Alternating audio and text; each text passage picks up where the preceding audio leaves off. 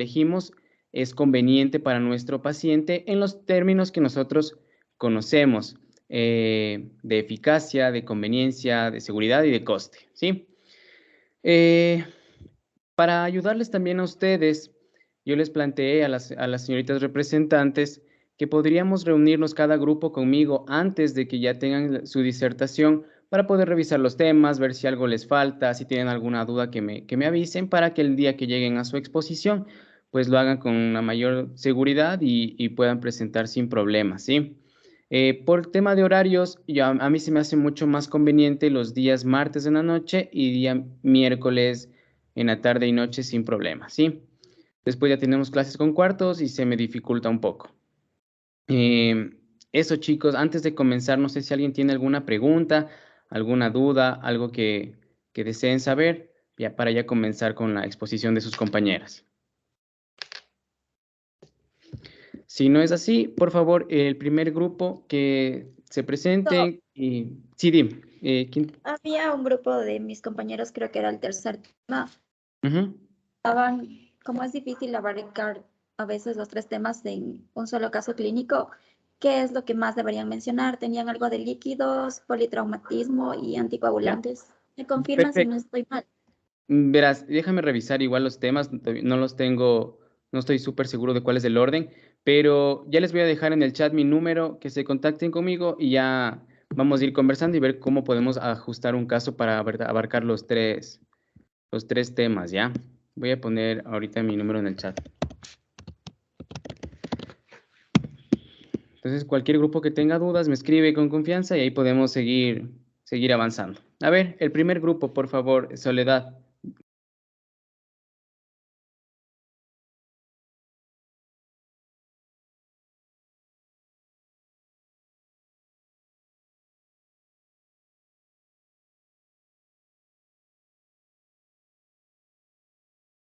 Perdón, Doc, no active el micrófono. Buenas tardes. Un momentito, ya le comparto.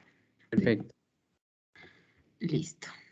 Si alguien tiene alguna pregunta, por favor, nos lo hace saber a través de las reacciones, levanta la mano y no hay problema, podemos seguir compartiendo. Sí, igual yo también interrumpiré la presentación cuando lo crea conveniente para acotar algunas cosas, ¿sí? Listo, Doc. Ya comencemos, Sara. Ya, entonces, buenas tardes, compañeros. Buenas tardes, doctor. Somos el primer Sara, grupo. perdóname, discúlpame que te interrumpa. Ajá. Chicos, para que quede claro y las reglas del juego, pues, estén claras antes de comenzar, ¿sí? Hasta este momento no he tenido una respuesta de la doctora María Belén sobre cómo vamos a manejar todas las notas, ¿sí? Sabemos que igual hasta el momento no ha cambiado la manera de calificar que tuvimos en el régimen durante la pandemia, es decir, 20 puntos. No ha cambiado todavía. Pues esto puede cambiar, pues no sé qué irá a suceder, pero hasta el momento tenemos los 20 puntos. Como ustedes sabrán, todas las notas se dividen en tres partes, un trabajo individual, uno grupal y la evaluación final. Sí, eso les decía que todavía no me queda claro si solo de esta exposición sacaremos los puntos individuales seguro o grupales, pero no sé si habrán más notas, ¿de acuerdo? Puede ser. Por el tema del tiempo, no creo que podamos hacer mucho tema de exposiciones, tal vez sea algún trabajo, tal vez sea alguna búsqueda bibliográfica, eso todavía les quedo debiendo, ¿sí? No he tenido la posibilidad de reunirme con la doctora. Pero en cuanto a la exposición, vamos a dividirlo en en cuatro partes y sacaremos cuatro puntos que vamos a calificar de esta exposición, ¿sí? El primero es el contenido, ¿sí? Vamos a poner, ahorita me voy a inventar que voy a calificar sobre 4 puntos. El contenido tendrá una puntuación de un punto, ¿sí? Su exposición individual, igual un punto. La bibliografía utilizada será del mismo modo un punto. Y la presentación del caso, la limpieza de todo el contenido y en sí todo el funcionamiento del grupo, como grupo, será otro punto, ¿sí? Entonces, si alguna persona yo le hago alguna pregunta y pues no logra sustentar su presentación, irá bajando a esa nota individual de la exposición de cada uno, ¿sí? Y al final vamos a ver cuánto vamos a quedarnos con esta nota y vamos a tratar de hacer una regla de 3, ¿de acuerdo? Ya, con eso, por favor, Sara, ya comencemos. Listo, Doc. ¿Sí se me escucha? Sí se escucha. Chicos, Eh, confirme si se escucha bien. Sí, se escucha, soy. Listo. Sí. Bueno, entonces, compañeros, buenas tardes. Vamos a iniciar con el primer tema, que es profilaxis quirúrgica e infección de sitio quirúrgico. Iniciando con profilaxis quirúrgica. Dentro de la selección del tratamiento P, vamos a iniciar definiendo lo que es el diagnóstico y los objetivos terapéuticos para lo que es la profilaxis quirúrgica. Entonces, en el diagnóstico tenemos una apendicitis aguda y dentro de los objetivos terapéuticos tenemos la resección del foco de infección, que en este caso es la apendicitis, la apéndice, que se procede a una apendicectomía con una adecuada profilaxis quirúrgica. Entonces, previo a iniciar nuestros medicamentos, según lo que es la guía australiana de profilaxis quirúrgica, tenemos la clasificación de las heridas quirúrgicas. Esto se da de acuerdo al nivel de contaminación microbiana asociada al procedimiento que vayamos al procedimiento quirúrgico que se vaya a emplear. Y de acuerdo a esto, se va a necesitar una profilaxis antimicrobiana. Entonces, ¿qué nos dice la clasificación de herida quirúrgica? Tenemos limpias contaminadas, las contaminadas y las infectadas.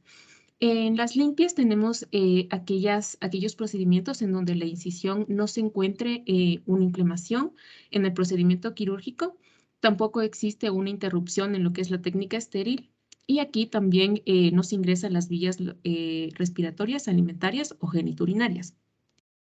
Mientras que las limpias contaminadas, aquí vamos a tener una incisión a través de la cual ya se ingresa al tracto respiratorio, alimentario, genitourinario en condiciones que estén controladas, pero sin que se encuentre una contaminación.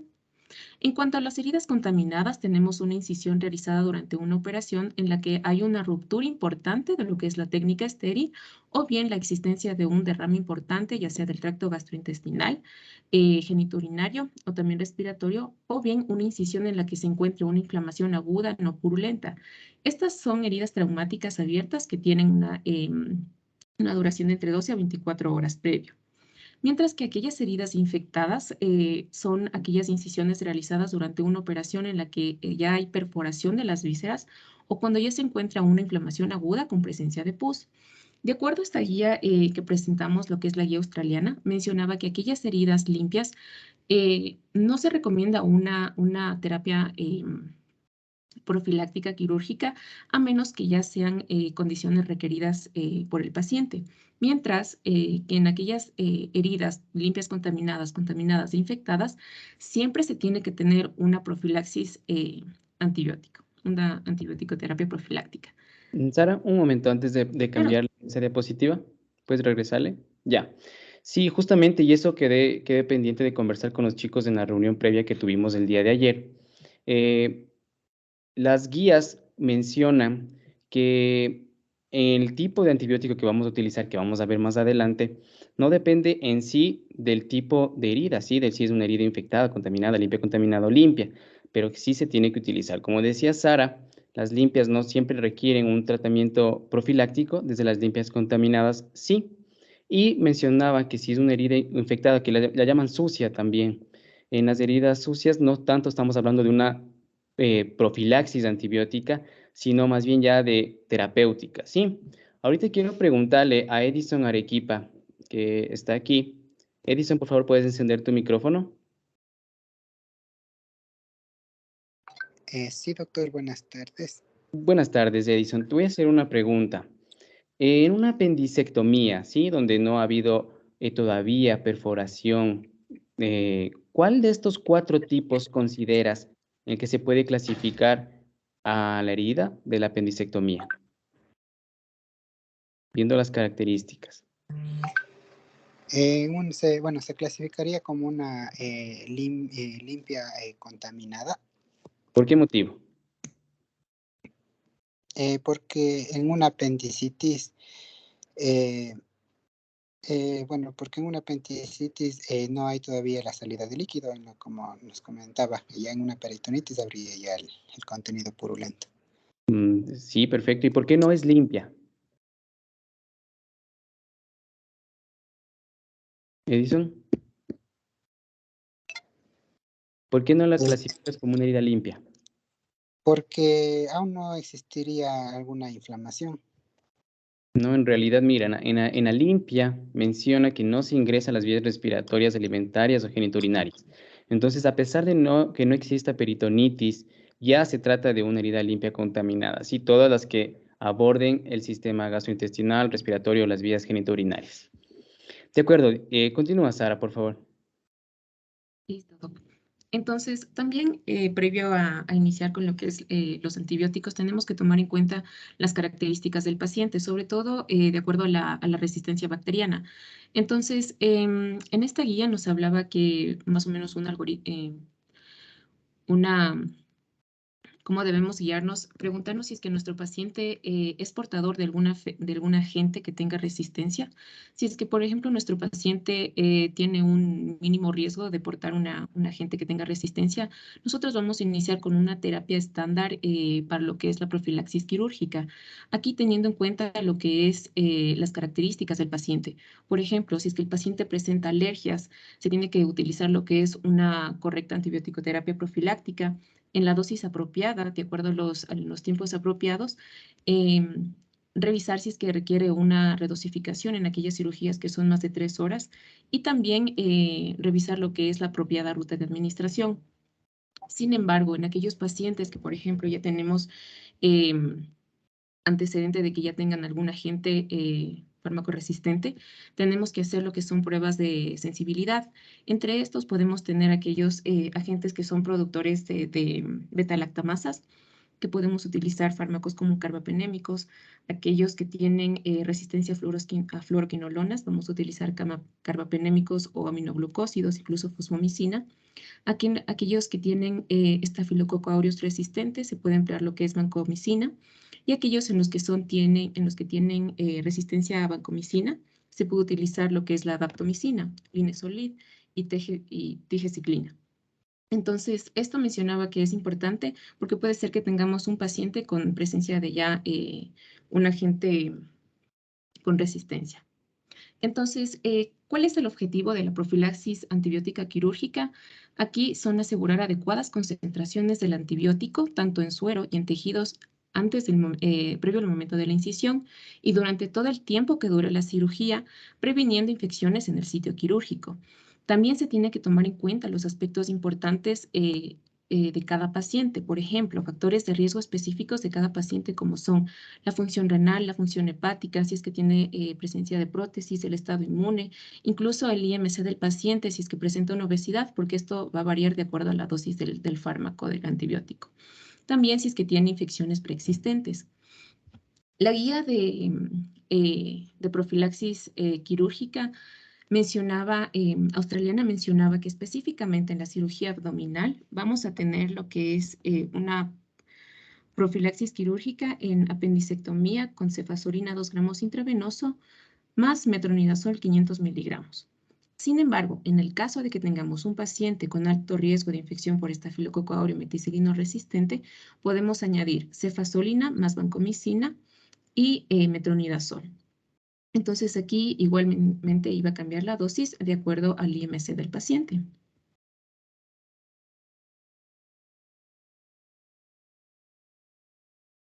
Listo, continuando con el inventario de grupos farmacológicos, nosotros hemos seleccionado en esta parte 4 grupos farmacológicos y con cada fármaco representativo del mismo. Aquí vamos a tener a las cefalosporinas de primera generación, como es la cefazolina, que dentro de su espectro de acción va a estar abarcando lo que son bacterias gram positivas como bacterias gram negativas. Dentro de las gram positivas vamos a tener principalmente lo que es el Staphylococcus aureus, el Staphylococcus pyogenes, el Streptococcus pneumoniae, que es sensible a penicilina, mientras que en las bacterias gram negativas principalmente tenemos a E. coli, Proteus mirabilis y Klebsiella. Dentro del grupo farmacológico de los nitroimidazoles vamos a tener al metronidazol, que para que no se haga tan extenso esta parte, solo voy a explicar de manera general el espectro de acción, que este va a estar abarcando lo que son los protozoos, también las bacterias anaeróbigas, dentro de estas principalmente Clostridium, Gardnerella vaginalis y también incluye a lo que es Helicobacter pylori. Otro de los grupos farmacológicos tenemos a los aminoglucósidos.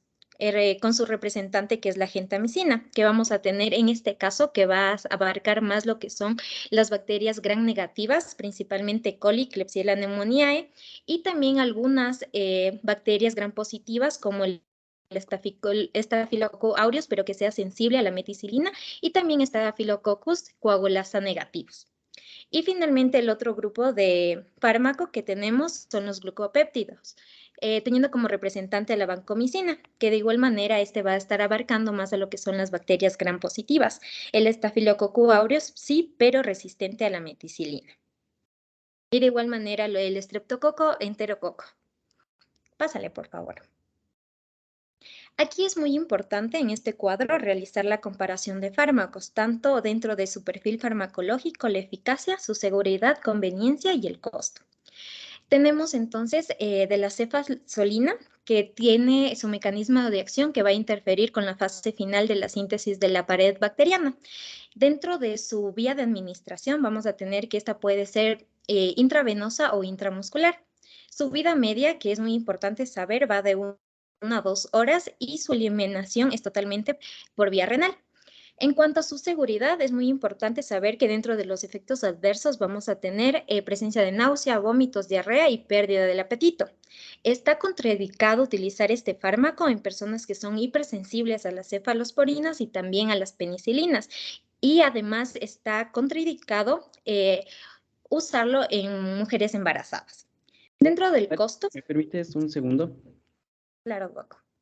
Chicos, aquí mencionó Odalis la vida media o semivida de eliminación del fármaco, ¿sí? ¿Por qué es importante conocer esto?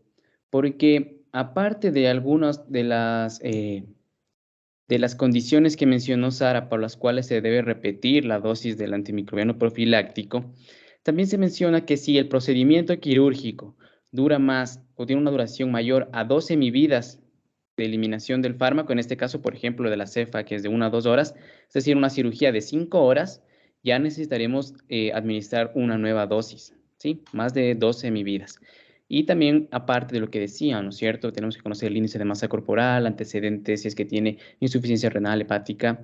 Otra de las condiciones es que exista una pérdida de sangre mayor a 1500 mililitros, ¿sí? Eso quería acotar. Adelante, Odalis. Listo, Doc. Entonces, continuando, vamos a tener el siguiente fármaco, que es el metronidazol, que al igual que el anterior va a tener una eliminación renal, su vida media es de 1 a 2 horas.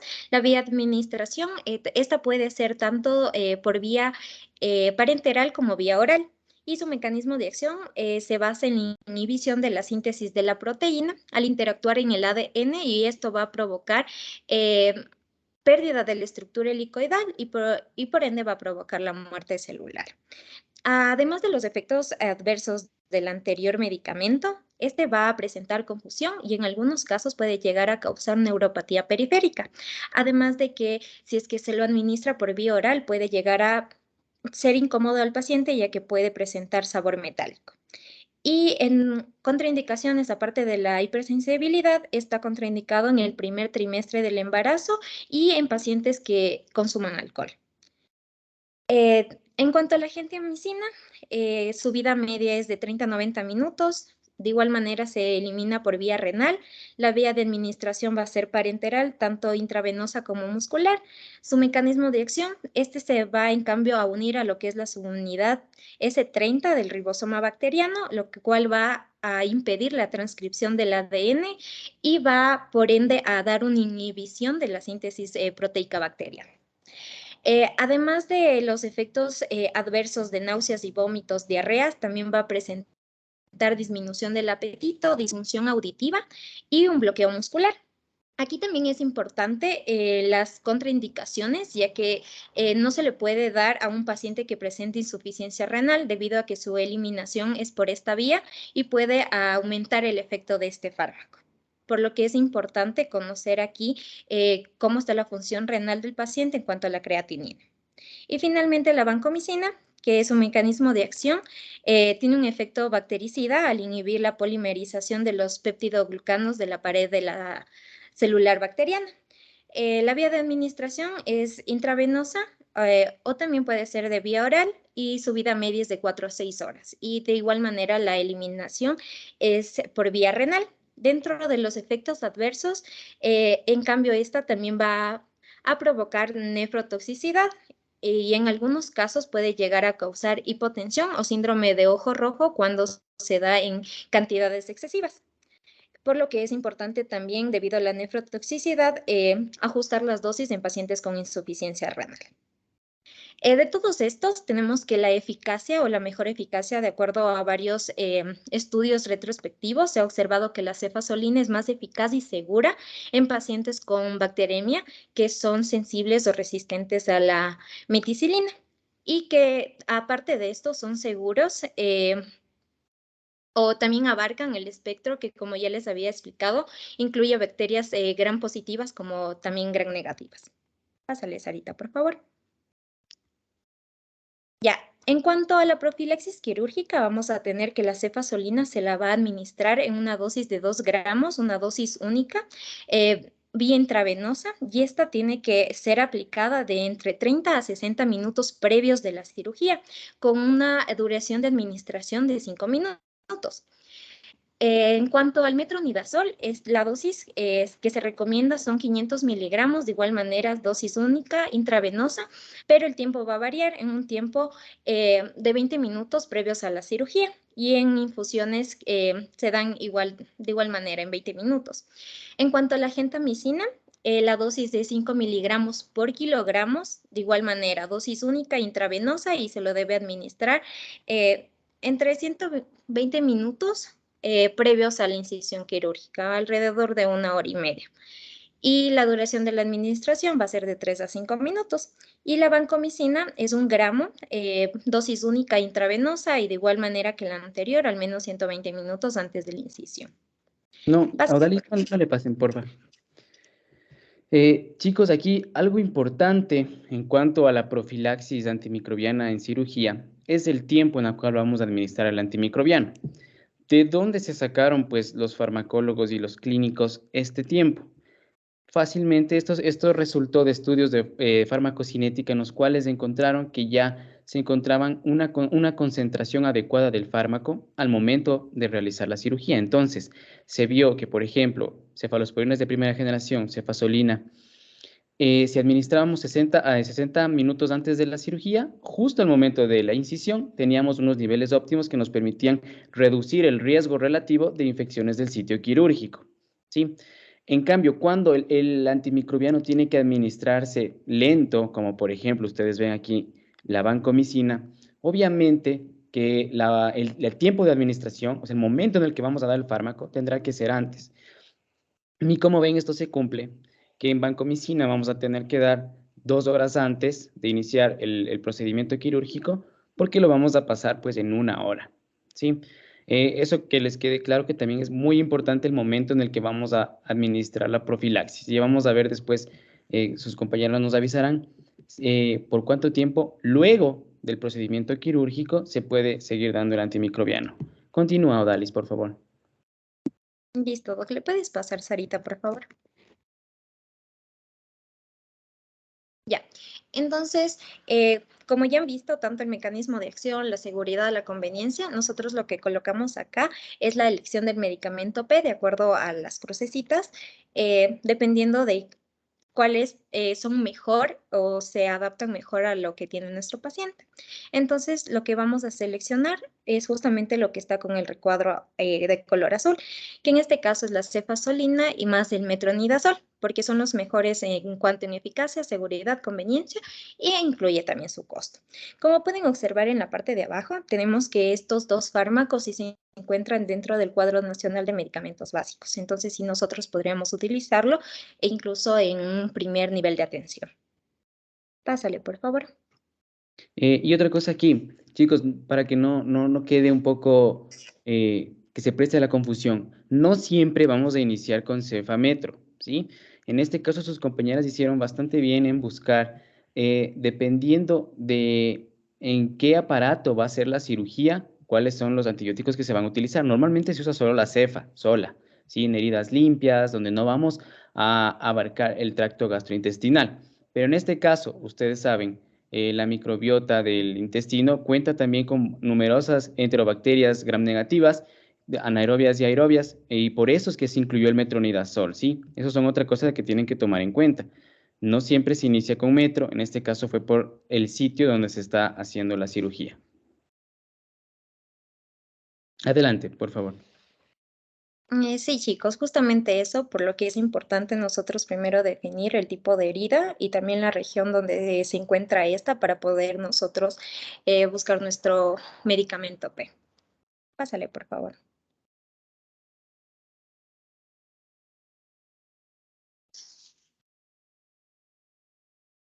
Ya, bueno, tenemos el caso clínico en el caso de este paciente que es prequirúrgico, básicamente. Ya en lo cuanto a los datos de filiación, tenemos que es un paciente masculino de 24 años de edad, mestizo, fecha de nacimiento 23/06 de 1926, residencia Quito, Machachi, y tipo de sangre ORH positivo, ocupación estudiante y estado civil soltero, lateralidad diestro y en cuanto a su religión, católico. En cuanto a sus antecedentes patológicos perdón, antecedentes patológicos personales, no refiere que tenga alguna patología de importancia. En cuanto a antecedentes quirúrgicos, tampoco tiene algo que haya hecho. Y en cuanto a los antecedentes patológicos familiares, la abuela materna, accidente cerebrovascular, y madre, colilitiasis hace 3 años. En cuanto a las alergias, algún producto, algún medicamento, no refiere. Y en cuanto a los hábitos, el paciente come 3 veces al día, dietas hipercalóricas en este caso, micción 3 veces al día, defecatorio 2 veces al día, sueño 7 horas al día, en la noche, perdón. Y alcohol y tabaco tampoco refiere a este paciente. Siguiente, por favor. Benjamín, todavía no continúes. Aquí tal vez algún dato, chicos, alguien puede levantar la mano importante que nos falta para, hablando, no hablando del procedimiento quirúrgico en sí, sino en nuestra selección de medicamentos. ¿Algún dato que les haya faltado? ¿Alguien que puede levantar la mano, por favor? Algo que necesiten conocer, sobre todo para las dosis de los medicamentos que vamos a dar. Veo a Carla Montalvo, ¿puede ser? Carla Montalvo, por favor. No, no sé si es que tal vez, si es que está tomando algún medicamento. Ya, está bien. Puede ser si es que toma algún medicamento para ver si es que existe alguna interacción medicamentosa, ¿verdad? Fernando Melgar, por favor. Doc, si es que hay presencia de alergias, quizá. Sí, bueno, aquí sí lo mencionan, miren antecedentes patológicos. Pero sí, está bien, por supuesto. Luis Aro, por favor. El peso, Doc. Exactamente. ¿Sí? Sí está más adelante. Ah, bueno, ya. Pero bueno, vale para el ejemplo. ¿Sí? Es súper importante, como decían, para conocer el cálculo de la dosis que vamos nosotros a realizar y también si es que tendremos que aplicar múltiples dosis, ¿ya? Eso, chicos, era algo importante. También, por ejemplo, algo que parece que no es tan importante es el hábito del tabaco, pero si ustedes leen las guías, en pacientes fumadores esto también puede condicionar a que ese paciente tenga mayor riesgo de presentar infección del sitio quirúrgico, ¿sí? Entonces, algo que normalmente se nos pasa como una pregunta trillada, a veces la evitamos, puede ser importante en este tipo de pacientes. Adelante, Benjamín. Gracias, chicos, los que participan. Ya, doc. Entonces, el motivo de consulta por el cual acude este paciente es dolor abdominal. En cuanto a la enfermedad actual, tenemos un paciente de 24 años de edad que acude a emergencias por presentar dolor abdominal de 48 horas de evolución que inicia en el epigastrio y migra a fosa ilíaca derecha. Es de tipo continuo, progresivo, de intensidad 9 de 10 en la escala de EVA y que se exacerba con los movimientos. Entre los síntomas acompañantes me refieren náuseas, vómitos por 4 ocasiones de contenido alimentario, alza térmicas, sí cuantificada de 48 grados, que es controlada con paracetamol. Siguiente, por favor. Ya, al examen físico, este paciente, en cuanto a a la presión arterial, está en 125-85 milímetros de mercurio, la frecuencia cardíaca 88 latidos por minuto y la frecuencia respiratoria 18 respiraciones por minuto y la saturación 96, temperatura 38.2, está con fiebre. Y en cuanto a la talla, unos 64 centímetros y en peso 64 kilogramos y también sacamos el índice de masa corporal que corresponde a 24.2. Que eso es importante porque es para la administración del medicamento, la anestesia en los procedimientos quirúrgicos que va a recibir. Ya, en cuanto al ingreso, también el paciente está consciente, orientado en 3 esferas: álgico, febril, palidez generalizada, mucosas semihúmedas. El examen físico específico en el abdomen, en este caso, en la inspección, simétrico, sin lesiones en piel, no hay pulsaciones en la aorta abdominal. En cuanto a la palpación, suave, depresible, doloroso a la palpación, fosa ilíaca derecha, con un dolor 9 de 10 en la escala de EVA, y también lo que son los signos de Marburne y el obturador y Bloomberg, estos presentan positivos, que es patognomónico de la apendicitis. Y ya, en cuanto a la percusión, ahí se presenta timpánico en todo el marco colónico, y en cuanto a la auscultación, los ruidos hidroaéreos se presentan disminuidos. A este paciente se le hizo también lo que son los exámenes complementarios. Se hizo una biometría hemática, una química sanguínea y una elemental microscópico de orina. Ya, en cuanto a la biometría, vemos aquí que los leucocitos y neutrófilos están alterados aquí. Vemos que los leucocitos están 14.780, ya. Y lo que es los neutrófilos encontramos en un 79.4 y las plaquetas, bueno, se encuentran normal. El hematocrito también se encuentra dentro del rango normal, la hemoglobina también normal en 14.3. En la química sanguínea, la glucosa encontramos 78, creatinina 0,8, la urea 87.7. Vemos que está elevado igualmente.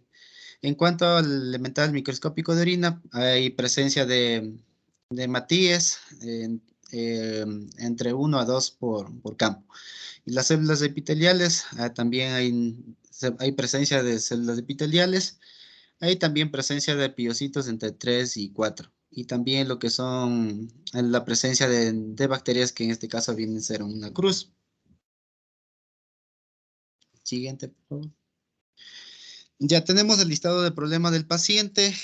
Los principales aquí vienen a ser lo que es el dolor abdominal, después las náuseas, vómitos, la alza térmica, dolor en fosa ilíaca derecha, leucocitosis y la neutrofilia. Entonces, el diagnóstico preventivo que tenemos en cuanto a la clínica del paciente es una apendicitis aguda.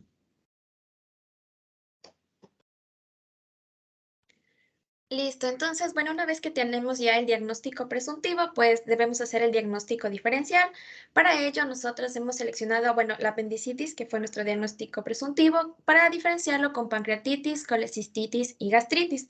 Entonces, aquí tenemos los síntomas, signos y datos de laboratorio activos, que son los que presenta nuestro paciente, dentro de los cuales están la fiebre, náuseas, vómito, migración del dolor. En cuanto a los signos, tiene signo de McBurney, obturador y de Bloomberg positivo y dolor en cuadrante inferior derecho. Y en los datos de laboratorio también presentó mayor de 10.000 leucocitos, y entre los neutrófilos tenía mayor de 75%. Entonces, con todos estos datos podemos ver que la mayoría son compatibles con la apendicitis. Entonces podríamos descartar a la pancreatitis y colecistitis, porque como podemos ver, aunque la mayoría de síntomas que están ahí sí presenta nuestro paciente, los signos y datos de laboratorio no corresponden con estas patologías. Y bueno, en la gastritis, como podemos ver, solo las náuseas es lo único que presenta nuestro paciente. Entonces con esto ya determinamos, pásale a la siguiente, por favor. Ya determinamos que nuestro diagnóstico definitivo del paciente sería una apendicitis aguda, con un CIE-10 de K35.0. Pásale, por favor. Ya. En cuanto a la definición del problema del paciente, tenemos un paciente masculino Discúlpame un segundo. Chicos, entonces, ¿queda alguna duda de cómo vamos a presentar los casos en este semestre? Si ustedes se dieron cuenta, Sara y Odalis empezaron con la selección del medicamento P. Ya sabemos de qué es el caso, ¿no es cierto? Ya sabíamos que era una apendicitis, no nos estamos inventando esto. La selección del medicamento viene desde antes, ya para este proceso de comparar, nosotros lo hacemos antes de visitar al paciente. No quiere decir que yo hago el diagnóstico y ese rato recién empiezo a buscar cuál será el medicamento apropiado para mi paciente. Esto es un proceso que nosotros como médicos lo hacemos previo, ¿sí? Después de hacer la selección, vamos a empezar a ver el caso clínico que lo presentó Benjamín. Y ahora María Daniela va a continuar ya con los pasos que la guía de la buena prescripción nos menciona en la terapéutica, ¿sí? Entonces, vamos a comenzar con la definición del problema del paciente. Esto es lo que ya tenemos que hacer como médicos.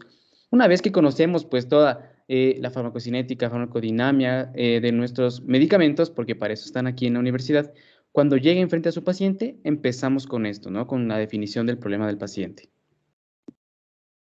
Listo. Entonces, este es un paciente masculino de 24 años que presenta apendicitis aguda con dolor abdominal de 48 horas de evolución que inicia en epigastrio, migra a fosa ilíaca derecha, náuseas, vómito y fiebre como sintomatología de base. No presenta problemas psicológicos ni sociales, no presentó efectos indeseados de paracetamol, que fue el fármaco que se le administró previamente, ni demanda de repetición del mismo.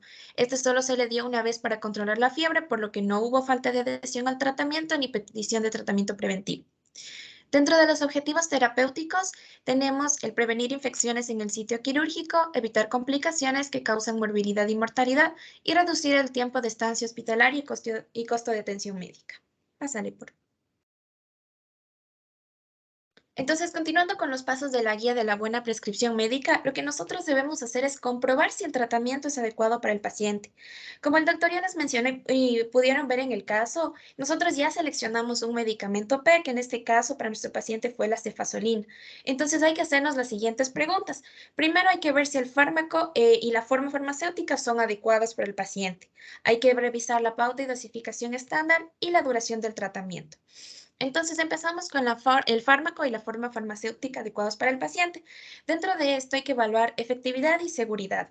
Dentro de la efectividad hay que nosotros ver si el paciente tiene alguna infección con organismo fármaco resistente. En el caso de nuestro paciente, pues no presentó. Hay que nosotros también establecer si el paciente tiene factores que modifiquen la elección del antibiótico, como puede ser hipertensión arterial, diabetes o si tiene obesidad. En este caso, nuestro paciente no presentó. En cuanto a la seguridad, hay que ver si el paciente tiene alergias al fármaco administrado. En nuestro caso, seleccionamos la cefazolina, entonces nuestro paciente no tiene alergias a cefalosporinas documentadas. También hay que ver si el medicamento tiene interacción con algún otro medicamento que esté consumiendo. Entonces, en nuestro caso, el paciente no consume medicamentos que tengan interacción con las cefalosporinas, específicamente con la cefazolina. Pásale, por favor. Ya, en cuanto a la pauta y dosificación estándar, pues también tenemos que ver seguridad y efectividad. En cuanto a la seguridad, hay que ver si nuestro paciente presenta alguna alteración orgánica que va a afectar la concentración del fármaco. En este caso, nuestro paciente no presentó. Y también es importante supervisar los efectos adversos durante la cirugía, en este caso de nuestro paciente de la apendicectomía. Y en cuanto a la efectividad, aquí hay con la administración de una dosis profiláctica, se asegura concentración mínima inhibitoria. Y en cuanto a la duración del tratamiento, pues hay que ver si es una sola dosis o si hay que repetirle la dosis. Si es una sola dosis, cuando hay una dosis estándar profiláctica para cirugías menores de 3 horas. Y se debería repetir la dosis si se prolonga más de 4 horas la cirugía o si existe pérdida de sangre de más de 1.500 mililitros.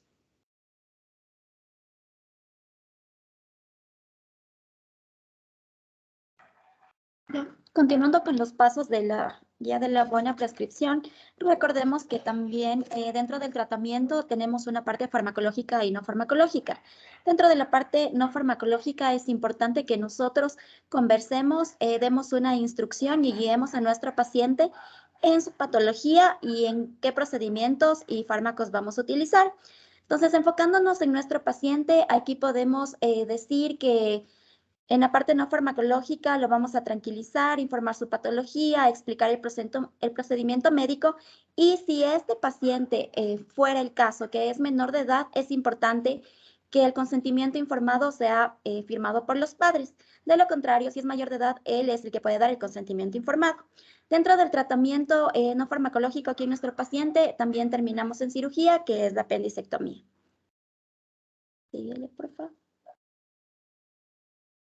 Ya, el tratamiento farmacológico en cuanto a la profilaxis que nuestro paciente requiere para la intervención quirúrgica, según con todo lo que hemos detallado anteriormente, basado en diferentes guías, tenemos la cefazolina 2 gramos intravenoso, que podemos pasarlo de 30 a 60 minutos previo a la cirugía, junto con el metronidazol 500 gramos intravenoso, también en infusión, y como fármacos analgésicos que lo hemos mencionado, el paracetamol de 500 gramos intravenoso cada 8 horas. Como pueden ver acá, estos fármacos han sido seleccionados previamente por su eficacia, seguridad y conveniencia. Siguiente, Erika. Aquí en la nota prequirúrgica, que es lo que nosotros también vamos a manejar cuando estemos en instancias hospitalarias, tenemos que es un paciente con diagnóstico de apendicitis aguda que se va a ser confirmado por clínica, laboratorio y ecografía, que no presenta comorbilidades y su diagnóstico va a ser apendicitis aguda y el plan es apendicectomía. Tenemos en las... Dame un segundo ya.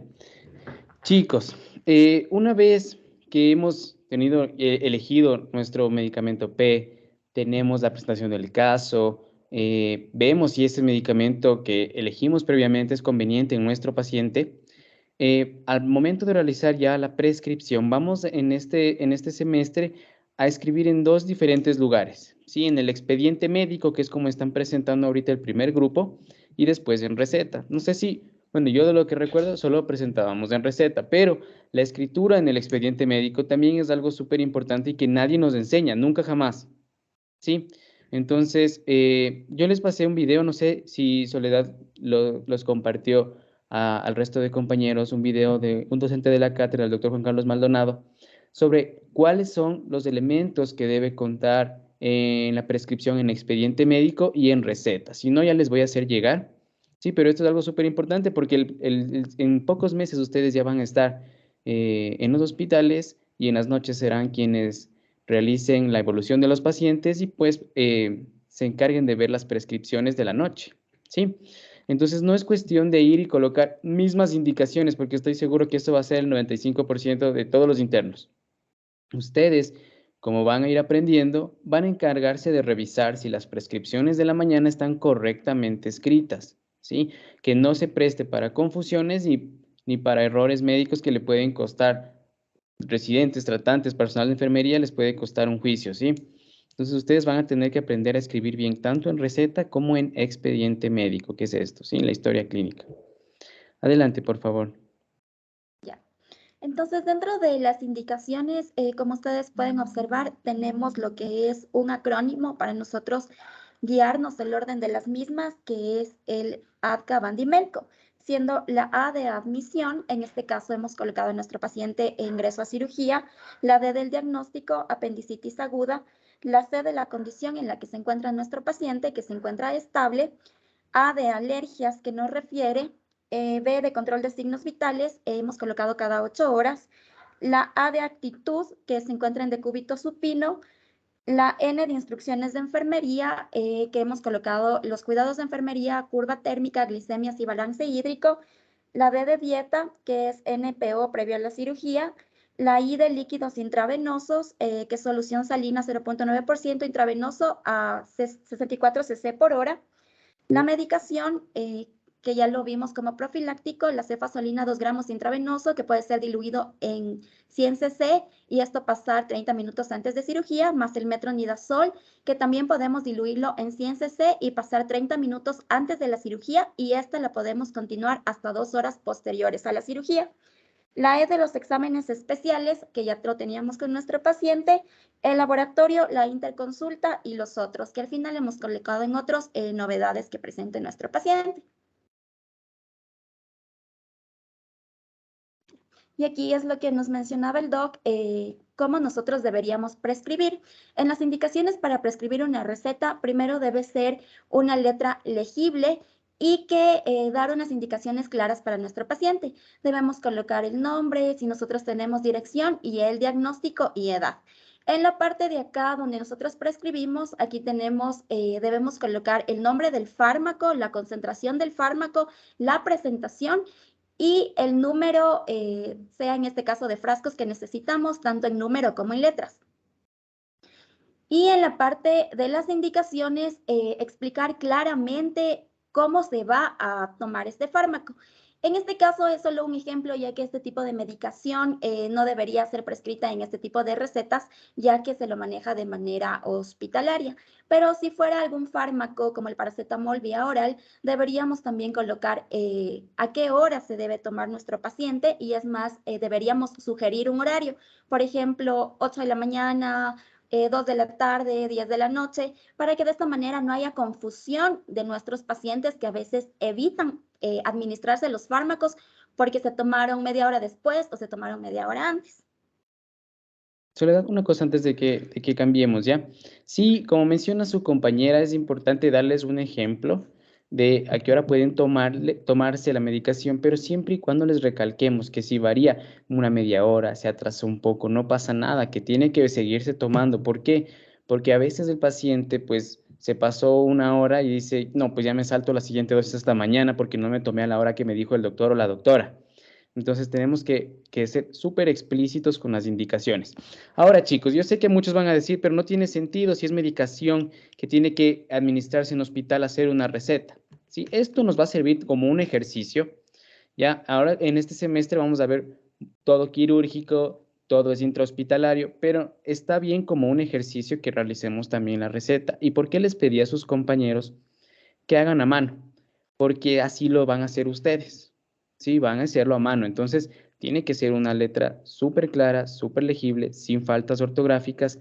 En esta receta me llaman, no estoy seguro, recalco, si metronidazol viene en polvo para suspensión, porque si no estoy mal de lo que recuerdo, viene ya como una solución inyectable. Sí, pero bueno, eso ya no es lo más importante en este momento, pero ya después, obviamente, sí tenemos que conocer la forma farmacéutica en la que viene, pues, ese medicamento que vamos a prescribir, ¿ya? En este momento no importa porque ustedes todavía no han ido al hospital en este sentido, ¿no? Ya de realizar recetas o prescripciones.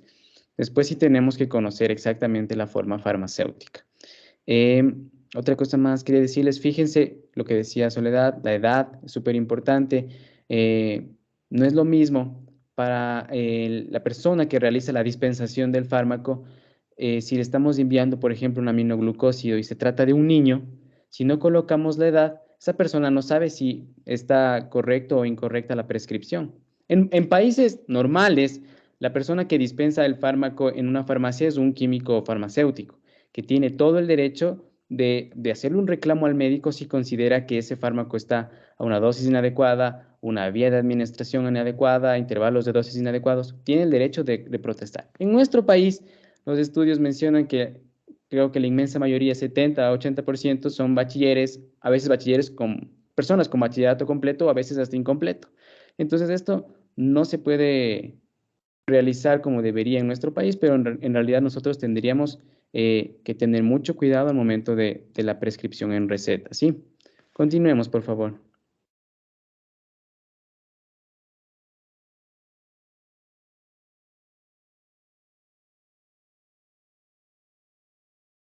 Otro punto que menciona la guía de la buena prescripción es la información, las instrucciones y las advertencias.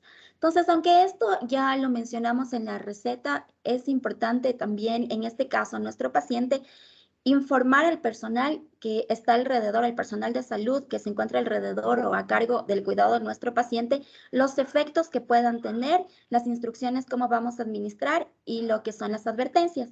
En el caso de la cefazolina, puede presentar diarreas, náuseas, vómitos, anorexia y reacción alérgica.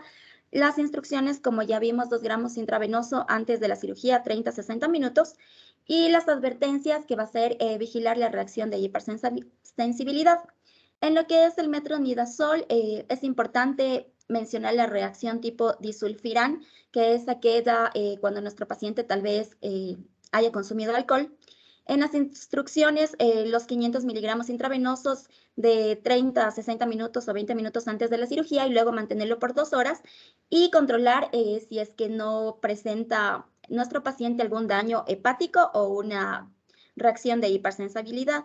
En el paracetamol, efectos como náuseas y prurito, lo vamos a administrar de 500 miligramos intravenoso cada 8 horas y es importante revisar el riesgo de hepatotoxicidad.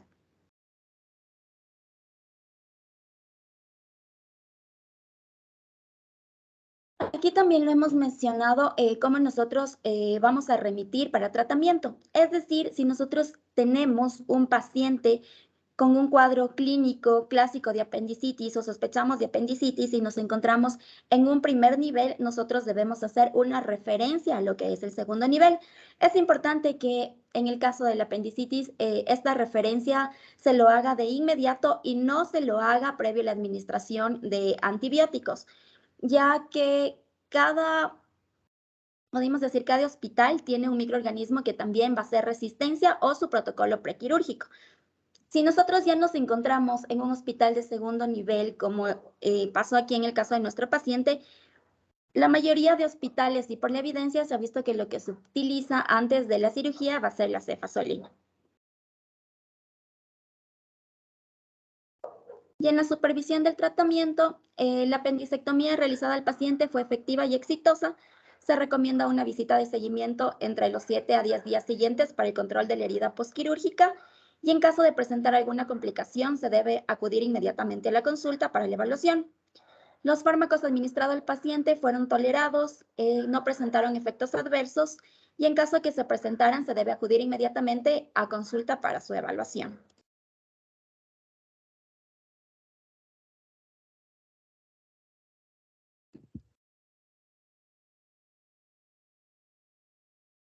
Perfecto, chicos.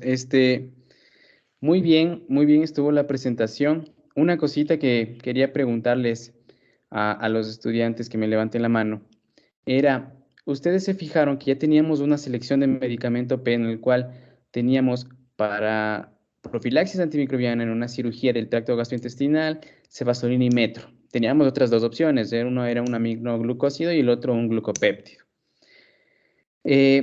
¿Cuál de todos estos medicamentos creen que, a pesar de que era bueno, ¿sí? Era eficaz, era relativamente seguro en la selección del medicamento P, no hubiéramos podido utilizarlo más adelante cuando ya estábamos buscando la conveniencia en nuestro paciente, si nuestro paciente se hubiera tratado de un paciente nefrópata? ¿Cuál de estos 4 medicamentos creen que se hubiera descartado, a pesar de que en la selección de medicamento P aparecía como un buen medicamento? Tengo la mano de Daniela Tinillo. La gentamicina, doc. Y seguramente la gentamicina por tener el riesgo de nefrotoxicidad y otro más también. De estos 4 fármacos que vimos en la selección del medicamento La P. vancomicina, doc. La banco. Exactamente, Carolina. Estos dos, y ustedes lo vieron, ¿no es cierto? En la selección nos mencionaba que tener cuidado en pacientes por riesgo de nefrotoxicidad, revisar el aclaramiento de creatinina, ¿sí? Entonces, este es el ejercicio que tenemos que hacer en la asignatura. Ya tenemos los fármacos, sabemos cómo funcionan, sabemos que son buenos, nos pueden ayudar, pero luego yo los reviso si en mi paciente son convenientes, ¿ya? Porque en la inmensa mayoría podía que sí, podíamos usar bancos si se trataba de un lugar donde existían muchas infecciones de sitio quirúrgico por Staphylo aureus meticilino resistente. Probablemente no siempre, y las guías dicen que en muy pocas ocasiones iniciaremos con banco como profilaxis, pero podríamos hacerlo. Pero ya después, traspolando esto a nuestro paciente, revisando su historial, era nefrópata, pues vamos a abandonar estos 2 medicamentos a pesar de que formaban parte de nuestras alternativas en la selección del medicamento P. Ese es el ejercicio, chicos. Por eso primero vamos a hacer la selección, luego la presentación del caso y después vemos si es conveniente en nuestro paciente, ¿ya? Por eso fue el cambio. Continuemos, chicos. Buen trabajo hasta ahorita. Listo, entonces, continuando con el segundo tema, tenemos la infección de sitio quirúrgico. Iniciando con la selección del tratamiento P. En cuanto al diagnóstico, tenemos una infección en herida quirúrgica y dentro de los objetivos terapéuticos, principalmente tenemos identificar el tipo de infección de herida quirúrgica, realizar un manejo adecuado con asepsia de la zona infectada e iniciar una terapia antibiótico-terapia empírica y tomar muestras para realizar cultivo y antibiograma brindando una terapia dirigida. Entonces, la infección en herida quirúrgica es una complicación temida de la cirugía y para el manejo exitoso de la misma se debe identificar los factores de riesgo del paciente. Por ejemplo, si es que un paciente padece de diabetes. Dentro de los pilares del tratamiento, para continuar con la presentación, tenemos que tener en cuenta 3 cosas. La instauración del tratamiento antibiótico adecuado, en un inicio una terapia antibiótica y después una terapia dirigida. El drenaje quirúrgico y también lo que es el soporte metabólico y hemodinámico del paciente. Entonces, de acuerdo a la guía de profilaxis quirúrgica antibiótica en la era de antibiótico resistencia, mencionaba que para iniciar una terapia empírica se tenían que tomar en cuenta 3 factores. Uno, identificar los posibles agentes de acuerdo a la infección de sitio quirúrgico, o sea, el tipo de cirugía. Entonces, vamos a continuar con el hilo de nuestro caso presentado anteriormente, que fue una apendicectomía. Entonces, en este caso tenemos lo que es la zona, sería una cirugía gastrointestinal y las bacterias asociadas a la infección de sitio quirúrgico. Entre estas tenemos principalmente lo que es la presencia de Staphylococcus aureus, enterococos, gram positivos como streptococos y enterobacterias que aquí incluyen lo que son Enterobacter, Escherichia coli y lo que es Klebsiella. Sin embargo, también tenemos que considerar los posibles agentes fármaco-resistentes. Entre estos, Staphylococcus aureus meticilino resistente, aquellos agentes productores de beta-lactamasas o también enterococos resistentes a vancomicina. Como segundo paso, tenemos que identificar los patrones de resistencia locales y consultar los protocolos institucionales sobre la resistencia bacteriana. Entonces, nuestro paciente es un paciente del Hospital Pablo Arturo Suárez y tenemos que analizar en base a con base a los posibles agentes en la cirugía gastrointestinal, ver nuestra tabla de resistencia bacteriana del hospital. Entonces, aquí podemos identificar los agentes que teníamos, que les mencioné anteriormente, y lo que es el porcentaje de resistencia. Entonces, el cuadrito verde significa una resistencia menor al 30% y vamos a elegir 3 fármacos para poder analizarlos y brindarlos al paciente como terapia empírica. Entonces, tenemos lo que es la ceftriaxona, la ciprofloxacina y la vancomicina, porque estos tienen un nivel de resistencia menor al 30% y son buenos para los agentes que podrían desarrollar una infección en lo que es el sitio quirúrgico de la apendicectomía. Ok, una vez mencionado lo que dijo mi compañera, vamos a realizar en cambio el inventario del grupo farmacológico. Como bien lo dijo, vamos a tener 3 grupos farmacológicos. Cefalosporinas de tercera generación con su representante la ceftriaxona, fluoroquinolonas con su representante la ciprofloxacina y glucopéptidos con la vancomicina. Como se les había dicho, su espectro de acción va a abarcar tanto lo que son bacterias gram positivas, gram negativas, y aquí es muy importante ya que tenemos que enfocarnos en la resistencia.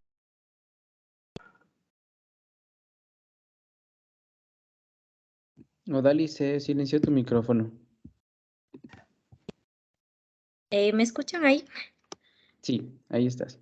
¿Hasta qué parte se escuchó, Doc? Hablaste de cuáles son los espectros que pueden abarcar y nada más. Ya. Entonces, lo que les estaba diciendo es que nosotros aquí tenemos que enfocarnos en los agentes causantes de acuerdo a lo que presenta nuestro paciente. Como bien nos explicó mi compañera en la diapositiva anterior, una de las principales cosas que nosotros debemos realizar es observar o saber en qué zona se encuentra para de esta manera nosotros saber cuáles son los agentes que podrían causar mayor riesgo de infección. Aparte de esto, es muy importante nosotros conocer la resistencia del lugar en donde se encuentra nuestro paciente, porque esta no va a ser lo mismo en el hospital Pablo Arturo Suárez como en el hospital Enrique Garcés. Entonces, es muy importante que nosotros sepamos identificar esta resistencia y enfocarnos en lo que puede presentar nuestro paciente. Entonces, de esta manera vamos a tener que la ceftriaxona va a abarcar tanto bacterias gram positivas como bacterias gram negativas, como podemos observar en la tabla. De igual manera, la ciprofloxacina va a estar actuando tanto en bacterias gram positivas y negativas, pero no de una manera amplia. Pero también va a estar abarcando lo que son bacterias aeróbicas y anaeróbicas. Y en cuanto a la vancomicina, lo que ya les había explicado en el caso anterior, que se enfoca más en lo que son bacterias gram positivas. que son resistentes tanto a la meticilina como en el caso de los estreptococos, que de igual manera son resistentes o sensibles a la meticilina. Pásale, por favor. Ya, entonces vamos a tener de igual manera comparar los fármacos, saber cómo es su vía de administración, la vida media. En el caso de la ceftriaxona, tiene una vía de administración tanto intravenosa, intramuscular y su vida media es de 8 horas. Aquí tenemos algo peculiar de que la ceftriaxona tiene una eliminación tanto por vía renal como por vía biliar. Dentro de los efectos adversos tenemos diarrea, náusea, dolor abdominal o incluso dolor de cabeza, cefalea, dispepsia y erupción cutánea. En cuanto a las contraindicaciones, de igual manera, en personas que sean hipersensibles a las cefalosporinas y está contraindicado en recién nacidos. Algo muy importante que debemos saber nosotros es que este grupo de fármacos pueden llegar a causar alergias en ciertos pacientes o en cierto grupo de pacientes, por lo que es muy importante que nosotros vigilemos los signos de reacción anafiláctica. Más en los pacientes que nos hayan mencionado, como es el caso de nuestro paciente, valga la redundancia, en el que nos refieren no tener alergias, porque puede ser la primera vez que entra en contacto con este fármaco y se llegue a sensibilizar. El otro fármaco que puede ser opción para el tratamiento es la ciprofloxacina, que tiene su vía de administración tanto por vía oral como intravenosa. Tiene un metabolismo hepático, una vida media de 3 a 5 horas y su eliminación es por vía renal. Además de los efectos adversos que también presenta la ceftriaxona, también puede llegar a causar nerviosismo y erupciones exantemáticas. Y de igual manera está contraindicado en hipersensibilidad y también en aquellos pacientes que presenten o tengan antecedentes de hipersensibilidad a quinolonas. Y de la vancomicina, que como ya se les comentó, es muy importante saber que dentro de sus efectos adversos causa nefrotoxicidad, por lo cual es muy importante nosotros que estemos pendientes de la función renal con la creatinina. Pásale, por favor. Ya, en cuanto a la terapia empírica, vamos a tener que la ceftriaxona se da en dosis de 1 a 2 gramos con una dosificación que, de acuerdo a la bibliografía, nos mencionaba que esta puede ser cada 12 horas o cada 24 horas. Y de igual manera va a ser intravenosa. El tiempo aquí va a variar en en estos medicamentos debido a que al ser una terapia empírica, nosotros lo que debemos hacer es mandar a realizar un cultivo y un antibiograma sobre, de acuerdo a la secreción del paciente, de la secreción de la infección, para que nosotros podamos dar una terapia ya dirigida. El tiempo que se recomienda dar es de 3 a 5 días, mientras nos llega los resultados del cultivo y del antibiograma. En cuanto a la ciprofloxacina, se recomienda dar una dosis de 500 a 700 miligramos, de igual manera cada 12 horas, intravenosa y por el mismo tiempo de 3 a 5 días. Y la vancomicina, que ya se les había mencionado, 1 gramo, dosis única intravenosa y de igual manera de 3 a 5 días. Pásale, por favor. Ya, en cuanto a la selección del medicamento P, en nuestro caso, aunque suene muy reiterativo, es muy importante nosotros basarnos en la resistencia bacteriana que presente el lugar, digamos, en este caso el Hospital Pablo Arturo Suárez, y también las posibles agentes que puedan llegar a causar una infección dependiendo de la zona en la que se encuentre la infección. Entonces, en nuestro caso, vamos a tomar al medicamento P, que viene siendo la ceftriaxona, que también lo encontramos en el Cuadro Nacional de Medicamentos Básicos. No le pases a Dalis. Chicos, no es nada reiterativo. Este razonamiento lo hicimos con sus compañeros en la reunión que tuvimos previa a esta exposición, ¿sí? Justo como dice Odalis, para iniciar una antibiótico terapia empírica, ya sabemos que está infectado, si es sitio quirúrgico, y vamos a ver en la presentación del caso. Ya sabemos que está infectado. ¿Qué debemos pensar ahora? ¿Qué posibles agentes están causando esa infección? ¿Ya? Luego, vamos a ver qué medicamentos puedo utilizar para esos agentes. Finalmente, si estos medicamentos tienen resistencia o tienen resistencia comprobada en esa institución de salud, porque es una infección nosocomial, no lo adquirió en la comunidad esta bacteria resistente. Entonces tenemos que conocer los perfiles epidemiológicos de resistencia antimicrobiana, que ahora debería ser obligatorio. No sé si todos lo estén reportando. Tengo entendido que la mayoría de hospitales del Ministerio de Salud ya lo tienen, así como vieron que presentaron del Pablo Arturo Suárez. Entonces, ese razonamiento es el que tenemos que hacer cuando vamos a iniciar una antibiótico terapia empírica, ¿sí? Después ya con el cultivo, pues esto cambia, pero en este caso, pues sus compañeros han hecho muy bien en elegir ceftriaxona, tanto por la eficacia, por el espectro que tiene ceftriaxona, por cuáles pueden ser los posibles agentes que causaron esa infección y por la resistencia que nos presentaron, que en el hospital pues no era una preocupación la resistencia a ceftriaxona. ¿Sí? Continúa, Odalis, por favor. Pásale, por favor, Sarita. Sí, para acotar a esto también es que ustedes no van a encontrar una guía en la que se les mencione un fármaco específico para dar a un paciente, sino que este siempre debe analizarse en su contexto. Entonces aquí les hemos colocado la guía de NICE del año 2019 sobre infecciones del sitio quirúrgico, tanto la prevención como el tratamiento.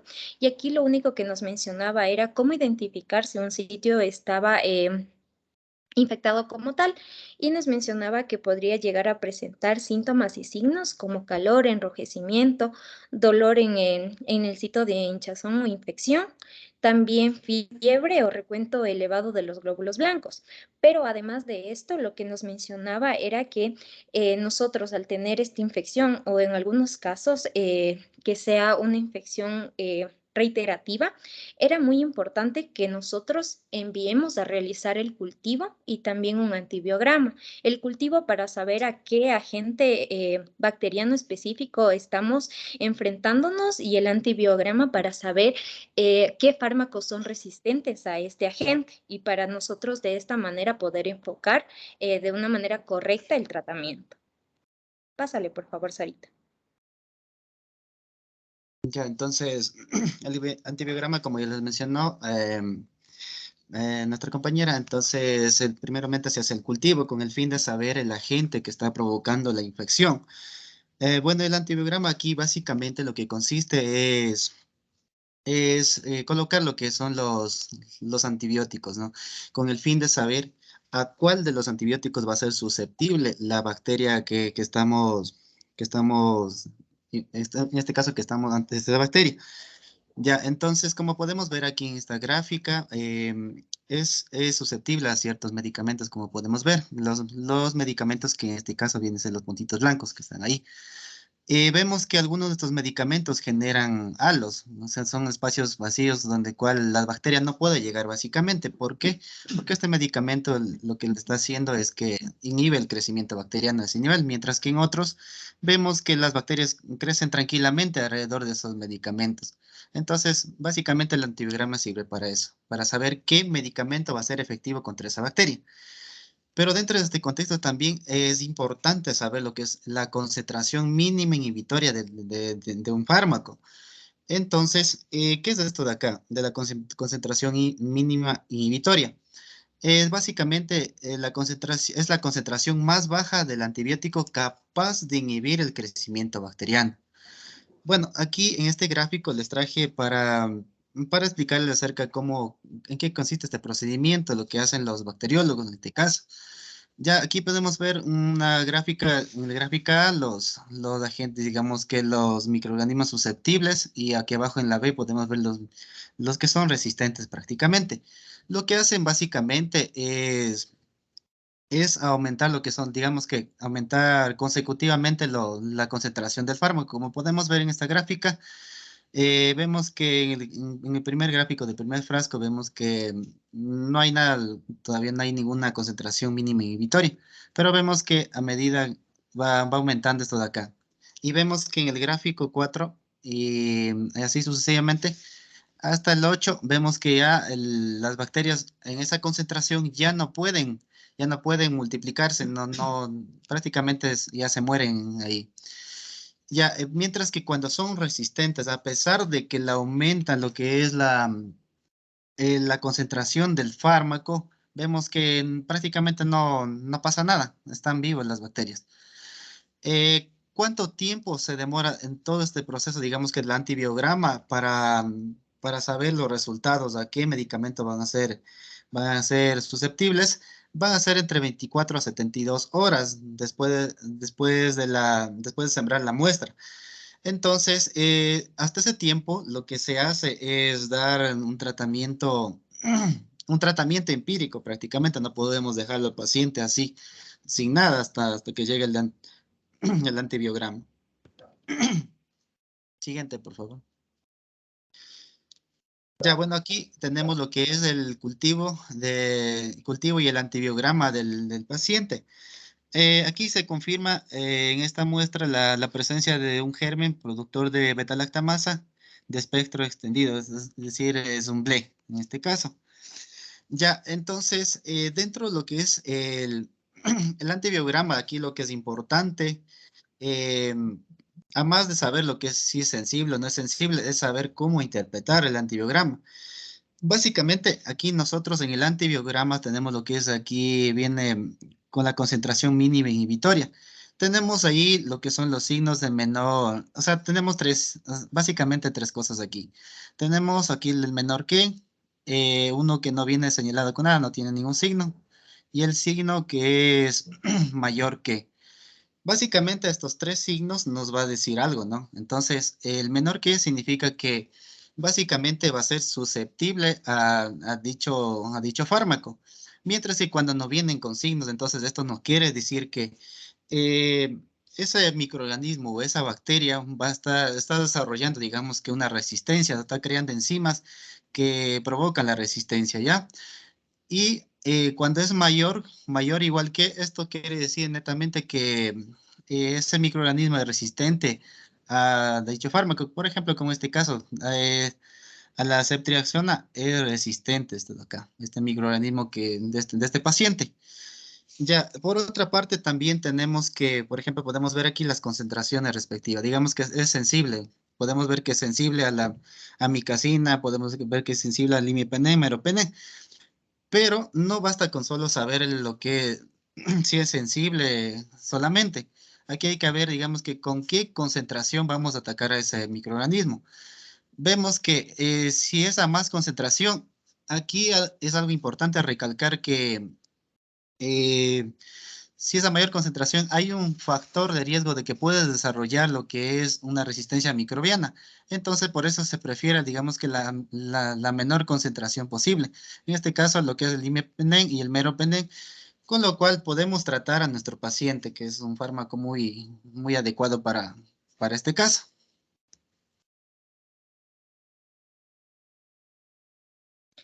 Entonces, una vez nosotros tengamos ya los resultados tanto del cultivo como del antibiograma, debemos volver a realizar un inventario farmacológico, pero de acuerdo a estos resultados. Como bien nos explicó mi compañero, vamos a tener ciertos medicamentos que son sensibles y dentro de los cuales tenemos al grupo farmacológico, que son los aminoglucósidos, con su representante amicacina, carbapenémicos con su representante almeropenem, y beta-lactámicos más inhibidor de beta-lactamasas, que tenemos a la piperacilina más tazobactam.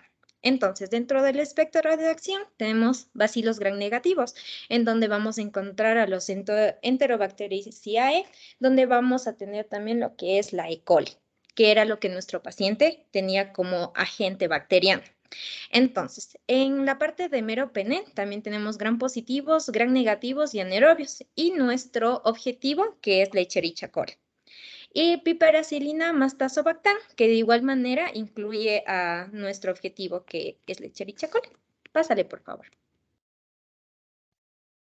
Ya, entonces nosotros debemos otra vez realizar la comparación de fármacos para saber cuál es más seguro y cuál es más conveniente, e incluso en este caso, como ya va a ser más específico, el costo. Entonces, tenemos que la amicacina se va a administrar tanto por vía intravenosa o vía intramuscular. Tiene una vida media de 2 horas y su eliminación es por vía renal. Dentro de los efectos adversos.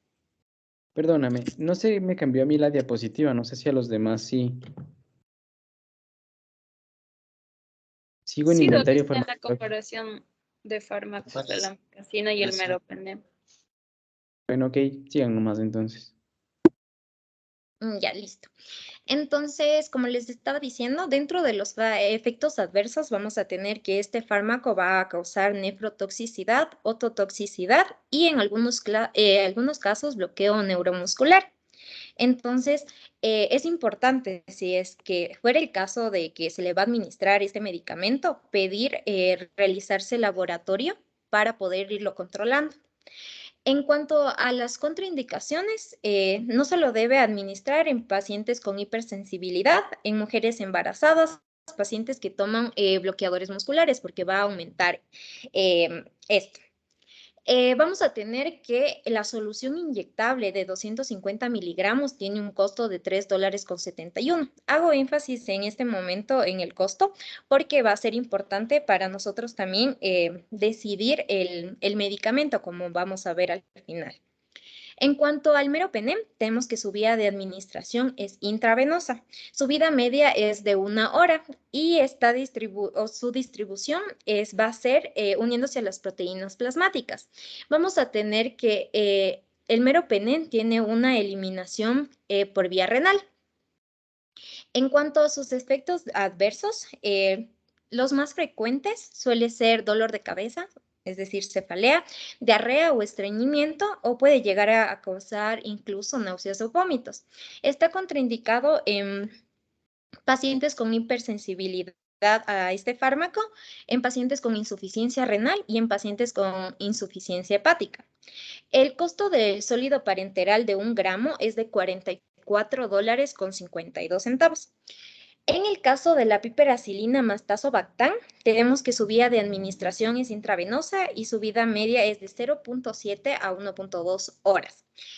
Su eliminación también es por vía renal y dentro de los efectos adversos tenemos diarrea, estreñimiento, náuseas o vómitos y puede llegar a causar acidez o dolor del estómago, fiebre o dolor de cabeza. Y está de igual manera contraindicado en hipersensibilidad e insuficiencia renal.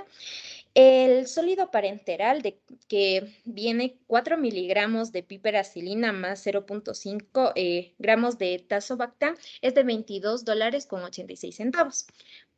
Cabe mencionar que aquí en la eficacia, de acuerdo a un estudio, se encontró que el meropenem es más activo in vitro que el imipenem. Por eso, estos dos fármacos, tanto el meropenem como el imipenem, pertenecen al mismo grupo farmacológico, sino que se le tomó al meropenem, ya que es más activo contra los Enterobacteriaceae, incluidos en aislamientos clínicos nosocomiales, y decía que era mejor fármaco en el caso de que se presente resistencia tanto a la ceftazidina, a la cefotaxima y lo que es a la ceftriaxona, como es el caso del paciente. Pásale, por favor, Sarita. Ya, en cuanto a la dosis, ya en este caso, que es una terapia dirigida, tenemos que en la amicacina se recomienda 5 miligramos por kilogramo cada 8 horas, vía intravenosa, y el tiempo es durante 7 a 14 días, que es lo que siempre nosotros sabíamos cuando nosotros damos antibióticos. Si ustedes recuerdan, en el caso del tratamiento empírico, nosotros dábamos de 3 a 5 días porque los resultados del cultivo y del antibiograma, como bien lo explicó mi compañero, suele demorarse entre 48 a 72 horas. Entonces, nosotros mientras esperamos estos resultados, no es que no le vamos a dar tratamiento al paciente, sino que tenemos que darle un tratamiento que puede englobar a la posible causa hasta que nosotros podamos tener ya específicamente el agente bacteriano, como ya los hemos presentado. En cuanto al meropenem, tenemos que se suele dar una dosis de 1 gramo cada 8 horas por vía intravenosa y de igual manera de 7 a 14 días. Y el piperacilina más tazobactam, que es una dosis de 4 gramos de piperacilina más 0.5 gramos de tazobactam, y este puede ser dado cada 6 u 8 horas por vía intravenosa y de igual manera de 7 a 14 días. Pásale, Sarita, por favor. Ya, en cuanto a la elección del medicamento PEG, como pueden observar, nosotros para nuestro paciente hemos elegido el meropenem. ¿Por qué?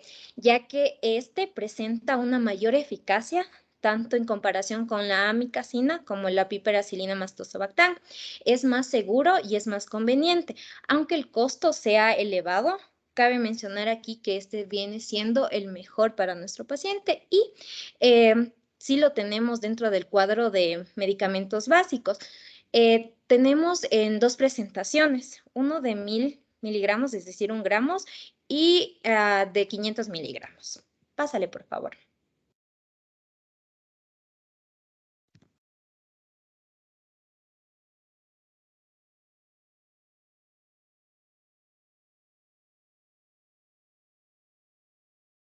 Bueno, a continuación tenemos el mismo paciente que acude nuevamente por dolor abdominal tras el procedimiento quirúrgico. Entonces, en la enfermedad actual tenemos un paciente masculino de 24 años de edad, conocido por el servicio de cirugía por intervención quirúrgica, en este caso la apendicectomía. Hace aproximadamente 4 días acude por referir dolor en sitio de herida quirúrgica acompañado de salida de líquido purulento y fétido, inflamación, eritema y calor, con escala de EVA 8 de 10, en cuadrante inferior derecho, donde se hizo la cirugía. Además, refiere que desde el día anterior comenzó con cuadros febriles, por la cual acude a esta casa de salud. Caso de Chipá. Ya, aquí en la valoración del examen físico, vemos que la temperatura está elevada, 38.5. En cuanto a los otros parámetros, en cuanto a la presión arterial, frecuencia cardíaca, frecuencia respiratoria, saturación, peso, talla, está dentro de los parámetros normales, como podemos ver. Ya, en cuanto al examen físico, paciente consciente orientado en 3 esferas, hidratado y febril. Ya, en cuanto al examen, lo que es cabeza, ojos, nariz, boca, tórax, corazón y pulmones se encuentran todo dentro de lo que es el rango normal, ¿ya? Se encuentra bien en este caso. Lo único que aquí hay algo que está alterado es en la parte del abdomen. Entonces presenta un dolor a la palpación en sitio quirúrgico con presencia de secreción purulenta, herida quirúrgica con signos de inflamación, abdomen poco depresible y algo tenso en este paciente. En cuanto a lo que son los genitales, igual, sin patología aparente, extremidades, hay presencia de edema, también las extremidades están móviles y con presencia de debilidad muscular en este paciente. Ya, aquí tenemos una lista de problemas, nuevamente, el dolor abdominal, la infección en sitio quirúrgico, la temperatura de 38.5 y el malestar general que se hace evidente en este paciente. Y el diagnóstico presuntivo para este caso es una infección de herida quirúrgico en donde se realizó la cirugía.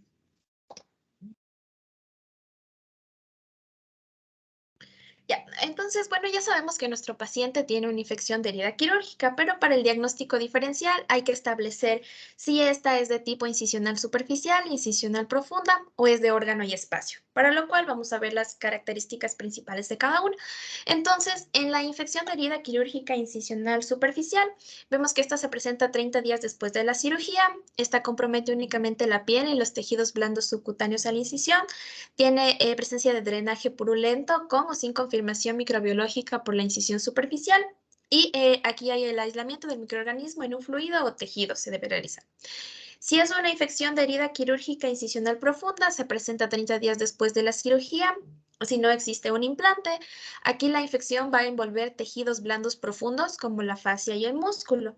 Se presenta aquí drenaje purulento de esta zona sin que comprometa infecciones de órgano y espacio del sitio operatorio y hay dehiscencia de suturas profundas espontáneas o deliberadamente por el cirujano. Y si es una infección de herida quirúrgica de órgano y espacio, esta igual se presenta 30 días siguientes a la cirugía sin implante. Aquí la diferencia es que compromete cualquier órgano o espacio diferente de la incisión que fue manipulada durante el procedimiento quirúrgico. Aquí también hay presencia de drenaje purulento que es sacado de un órgano o espacio por la incisión y los microorganismos aislados de un cultivo se toman en forma séptica de un líquido o tejido relacionado con el órgano y espacio. Entonces, de acuerdo a estas características, podemos observar que nuestro paciente presenta una infección de herida quirúrgica incisional superficial. Pásale al siguiente, por favor. Para confirmar esto, aquí hemos colocado los síntomas y signos igual de cada, que corresponden a cada infección de herida. Entonces, como podemos ver, nuestro paciente presenta dolor, inflamación, eritema, calor y fiebre, los cuales son característicos de la infección de herida quirúrgica incisional superficial. Por esto determinamos también que nuestro paciente tiene este tipo de herida y podemos descartar la incisional profunda y la de órgano y espacio, porque de estas lo más característico es la irritabilidad y la presencia de absceso, y esto no tiene nuestro paciente. Entonces, dale un clic, por favor. Ya, nuestro paciente tiene infección de herida quirúrgica incisional superficial. Entonces, en el diagnóstico definitivo tenemos una infección en herida quirúrgica con un CIE-10 de T81.4. Pásale, por favor. Ya, en la definición del problema del paciente, es un paciente masculino de 24 años de edad, presenta infección en herida quirúrgica con dolor en fosa ilíaca derecha, salida de secreción purulenta de mal olor y fiebre como sintomatología de base. No presenta problemas psicológicos ni sociales, no se le administró algún fármaco, por lo que no presentó efectos indeseados ni demanda de repetición de receta. Además, no hubo falta de adhesión al tratamiento ni petición de tratamiento preventivo. Los objetivos para el tratamiento son controlar la infección del sitio quirúrgico, erradicar el agente causal mediante antibioterapia dirigida y evitar complicaciones que causan morbilidad y mortalidad. Pásale, por favor. Bueno, en este caso también vamos a comprobar si el tratamiento es adecuado para el paciente. Entonces, en cuanto al fármaco y forma farmacéutica adecuados para el paciente, para la efectividad, en este caso, nuestro paciente seleccionamos el medicamento P, que es el meropenem. Entonces, este fármaco tiene una acción bactericida para E. coli, productora de beta-lactamasas.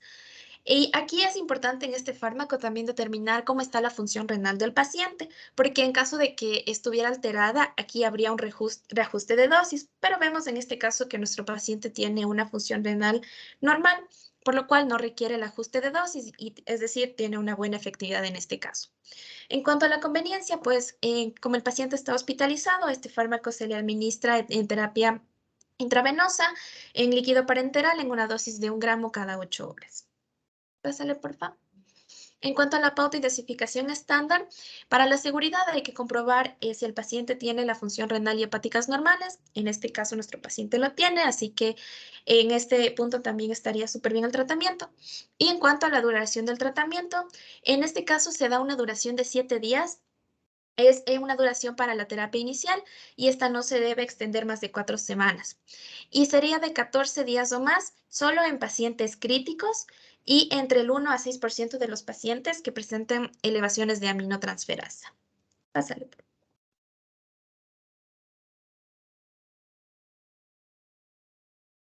Bueno, aquí basándonos en lo que es el diagnóstico, el nuevo diagnóstico que tiene nuestro paciente, entonces es importante que nosotros informemos y aconsejemos también a su familia.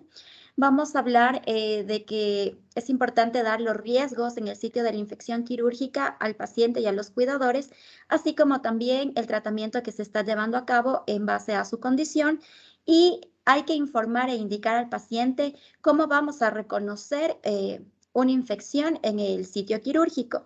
Y también solicitar a los pacientes, es importante esto, sobre todo antes de la cirugía, se ha visto en alguna evidencia que una ducha previa a la cirugía puede evitar este tipo de contaminación.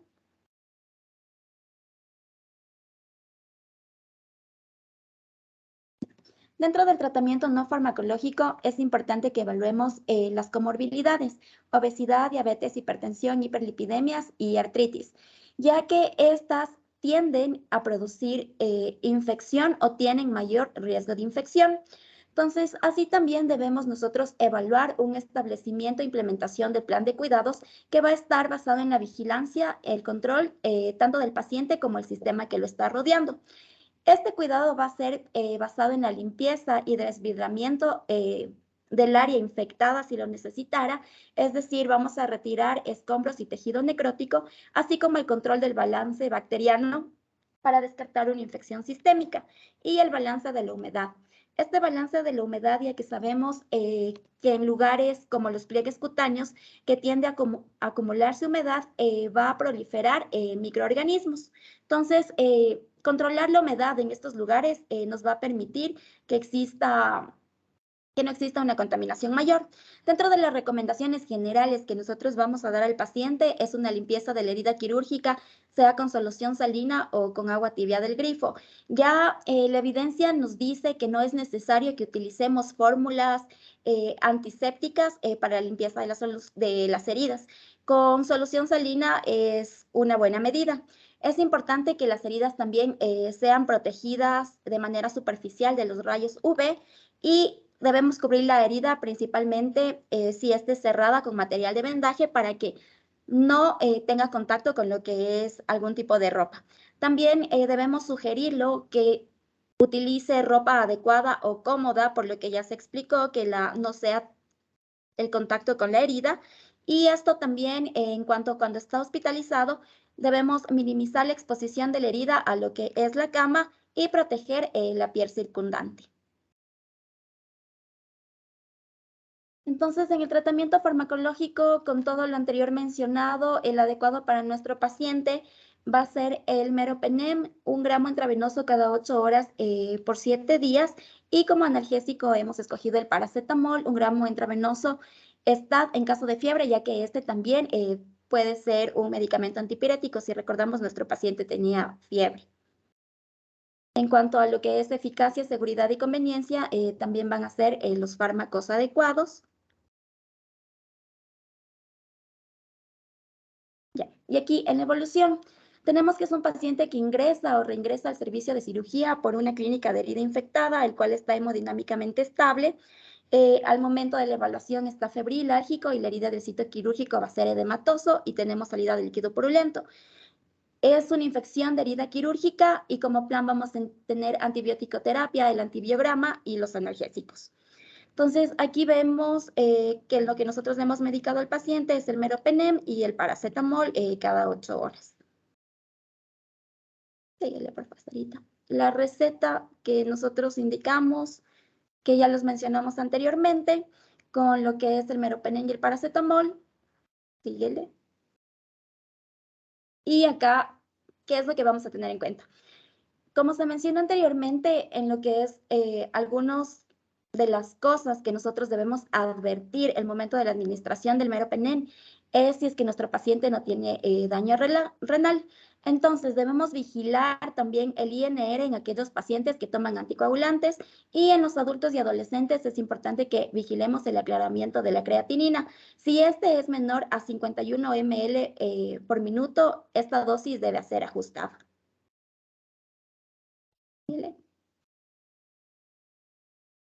Y en la supervisión del tratamiento, el tratamiento no farmacológico, como se explicó, debe ser con la limpieza y desbridamiento de la herida, que puede ser un método efectivo. El fármaco administrado que fue bien tolerado, ya que no presenta efectos adversos, y la evolución clínica es favorable, y se debe controlar intrahospitalariamente los signos vitales y la evolución de la herida y tolerancia del fármaco durante 7 días siguientes. Para criterios de alta vamos a tener en cuenta los signos vitales, el manejo antimicrobiano, los fármacos administrados sean bien tolerados, que no tengan efectos indeseados, las comorbilidades asociadas y la evolución clínica favorable y la tolerancia por vía oral.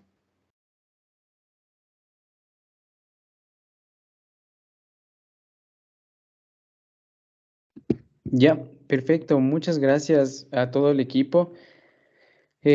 Me parece que ha sido una presentación bastante buena. Yo sé que fue extenso, sí, estas 2 horas virtuales va a estar complicado cada semana, sobre todo por sus múltiples, su carga académica súper fuerte que tienen ahorita, chicos, pero bueno, denles el último esfuerzo antes del internado.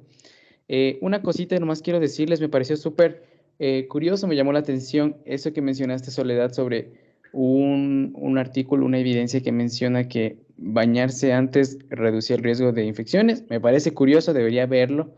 Mándame ya ese artículo para revisarlo, porque pienso que para que esa medida tan pequeña, por así decirlo, produzca una reducción del riesgo relativo de infección, debe haber sido una muestra inmensa. Me mandas ya para revisar.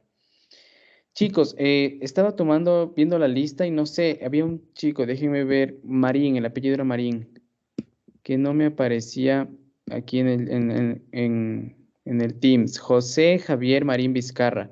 ¿Está aquí?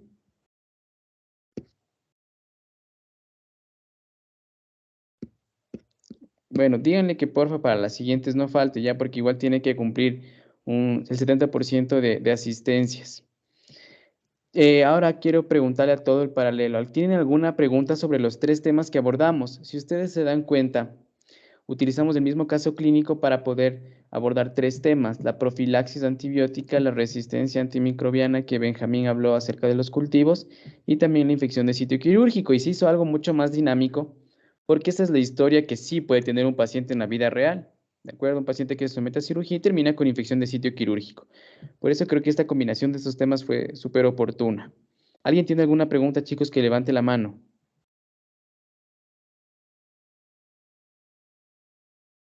Si no es así, pues yo solamente decirles que les fue súper bien, chicos. Me pareció una presentación súper completa. Creo que fue bastante provechoso que nos hayamos reunido antes, ¿sí? Para poder cubrir algunos temas que faltaban, pero lo hicieron bastante bien. Lo que yo les pedí que busquen, lo hicieron y pudieron presentarle a sus compañeros. Quería saber, chicos, para el siguiente grupo, que igual se pongan en contacto conmigo como Soledad lo hizo, para ver cuándo nos podemos reunir, que me presenten lo que tienen, qué les falta, qué no entienden, y que el día sábado podamos exponer sin problemas como lo ha hecho el primer grupo. Yo quedo debiéndoles, chicos, sobre todo el tema de las notas, ¿sí? ¿Cuáles van a ser todas las notas individuales y grupales? La del examen, pues eso ya todos conocen cómo va a ser, pero de la nota grupal e individual. Debo preguntarle a la doctora María Belén. Y si no hay ninguna otra pregunta, pues quedaríamos hasta aquí. Daríamos por cerrado estos 3 primeros temas del sílabo, recordando otra vez profilaxis antibiótica, resistencia antimicrobiana e infección de sitio quirúrgico. Quedo pendiente yo con lo de las notas. Por favor, que se contacte conmigo uno de los chicos del siguiente grupo para ya poder ir avanzando. Y a las representantes, si tuvieran alguna duda, alguna pregunta, o a los chicos que expusieron alguna pregunta que tengan, pues hagámoslo ahora, o si no, ya nos veríamos la otra semana. Sí, Doc, sería para hablar sobre los exámenes, pero ahí coordinemos con usted, si es que, para que los chicos también ya puedan descansar. Ya, perfecto, con todo. Sí, chicos, vamos a descansar. Mañana no va a haber actividades presenciales en la universidad. Si es que tienen rotaciones, no sabría decirles, pero creo que sí tienen que asistir. Y yo creo, Daniela y Soledad, que sí nos vamos a quedar con los mismos artículos, sobre todo porque esos los han tenido desde el inicio del semestre, y sería una locura decirles ahorita, no vamos a usar ninguno, usemos nuevos. Sería súper injusto con ustedes. Entonces, eso, chicos, lo del examen ya coordino con sus compañeras, y pues les agradezco por su presencia a todos. Nos vemos la otra semana. Gracias, Doc. Buenas noches. Gracias, Doc. Hasta Gracias, luego. Doc. Gracias, Buenas Hasta noches. luego. Buenas noches. Buenas Gracias, noches, Doc. hasta luego. Hasta luego, doctor. Semana. Ay, fin de semana. Buena semana.